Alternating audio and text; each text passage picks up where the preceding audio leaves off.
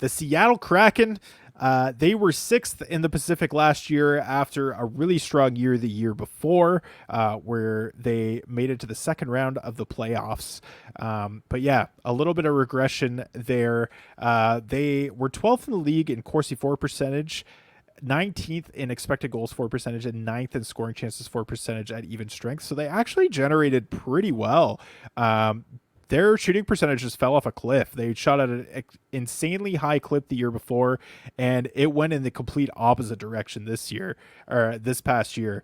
They were 30th in the league at 7.97%. Their 5v5 save percentage was seventh. At with a 912 even strength save percentage as a team, and their power play percentage was 16th at 20.7% conversion. Yeah, I mean the Kraken did some nice things under the hood, even with their lines being rolled with Dave Haxtell. He's finally out the door.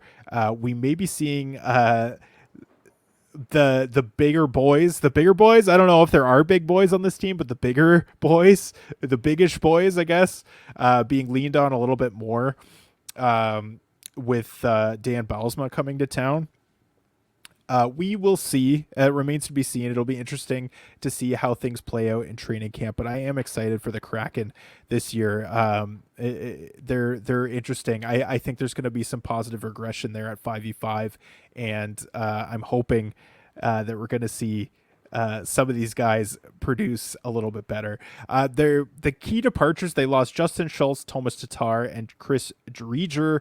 None of those guys are really of any consequence. I don't think none of them were really being utilized very significantly. Obviously, Chris Drieger played most of the last 2 years in the minors, so not really a huge loss there.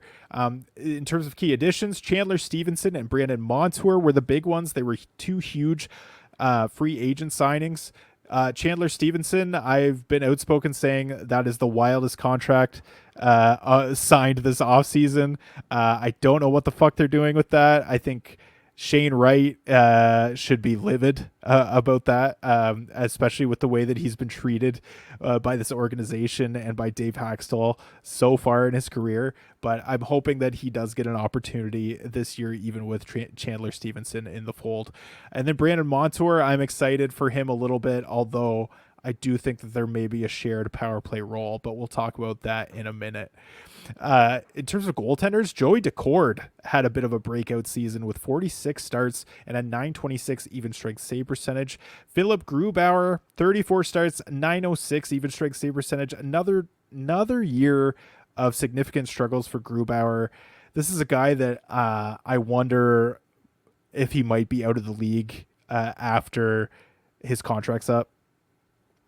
It's interesting. I mean, I've been championing him year after year, thinking he's going to bounce back, and he just never does. I think this is probably going to be a 1A, 1B situation with Joey Decord probably starting as the 1A just because of the way that he performed last year. So it'll be interesting to see how that plays out. But I think it's probably Decord 1A, Grubauer 1B.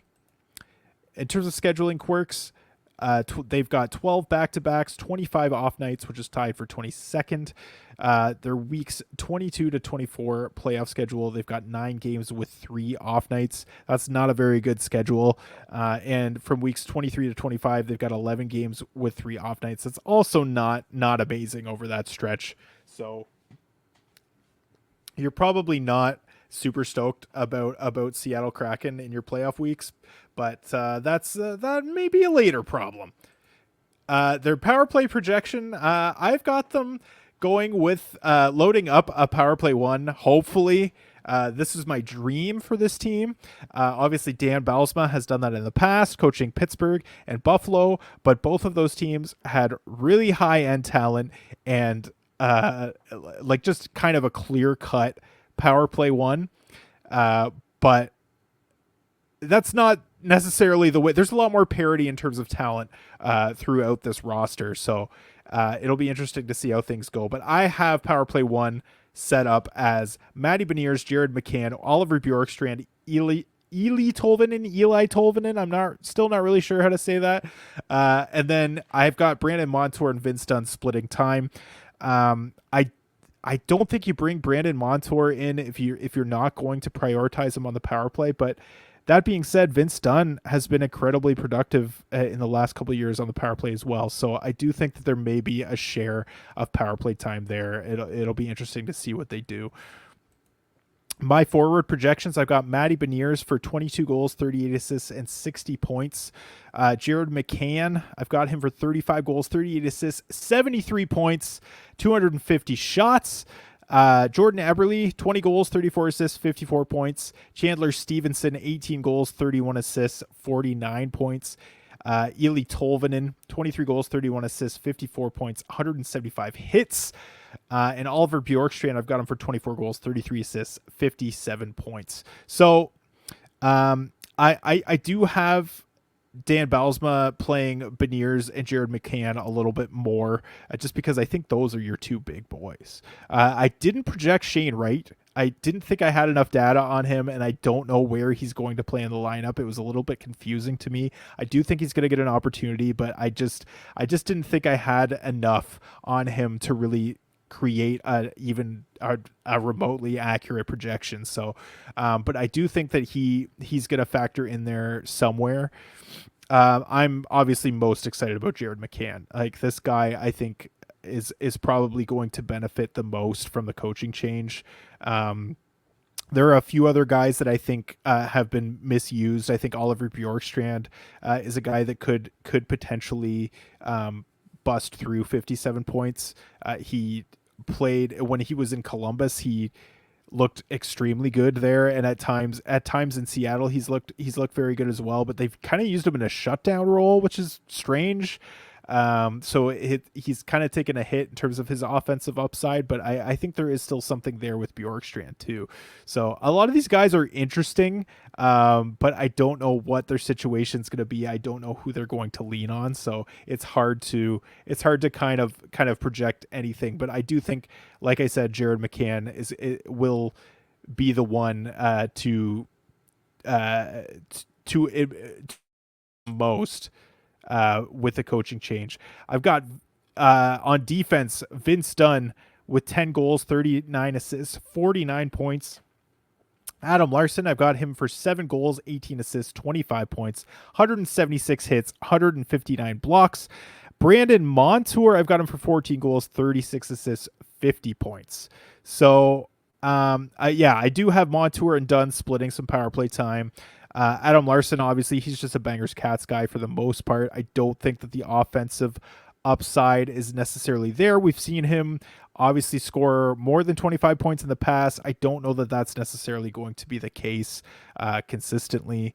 But yeah, Vince Dunn and Brandon Montour, I think they're going to kind of cannibalize each other's points upside just because of the shared power play time. But I do like them both. I would be happy with either of them on my team. My top 3 targets, I've got Jared McCann, Matty Beniers, and Oliver Bjorkstrand. All of these guys are being drafted pretty late. Jared McCann, he's in Yahoo, he's going at 147. In an Apples and Genos leagues, he's going at 81. I'm still happy with him at 81. But yeah, I think if I'm getting him past pick 100, I'm pretty happy with that. Matty Beniers, he's not being drafted in Yahoo leagues, and his Apples and Genos ADP is 241. I think he's got some pretty decent points upside and could stand to benefit from an increase in minutes. So I do think that's a guy that I would take a chance on near the end of my draft. And then Oliver Bjorkstrand, his Yahoo ADP is 167.7.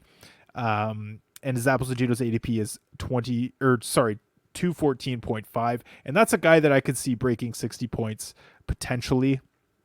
Obviously I didn't project him there, but I do think that that's a guy that could potentially get a bit of a bump if he gets increased minutes under Dan Bylsma.